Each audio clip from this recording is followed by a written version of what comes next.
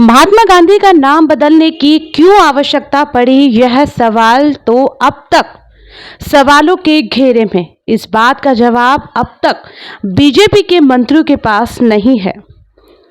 इस बात को लेकर जब हमने यूडीएच मंत्री झाबर सिंह खर्रा से बात की कि क्यों आखिर महात्मा गांधी का नाम बदला गया, तो उन्होंने भी यह बात कहकर पल्ला झाड़ दिया कि यह आप बीजेपी के किसी बड़े नेता से पूछें।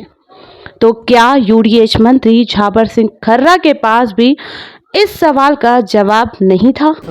लेकिन सर, इसका नाम बदलने की जरूरत क्यों पड़ी? मनरेगा श्रमिकों को अगर बेनिफिट देना था तो बिना नाम बदले भी दे सकते थे। फिर महात्मा गांधी का नाम चेंज करने की कहाँ आवश्यकता पड़ी?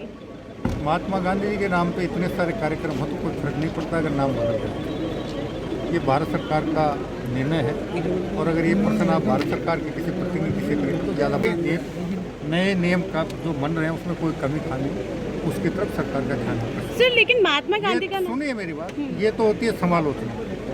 आप खाली आलोचना करते हो, उसमें अगर किसी काम में अच्छाई भी है तो वो भी उसके नीचे दब जाता है। जहाँ तक नरेगा से मनरेगा और अब जी राम जी हो रहा है, तो ये आत्मनिर्भर भारत की दिशा में बढ़ाया हुआ कदम है।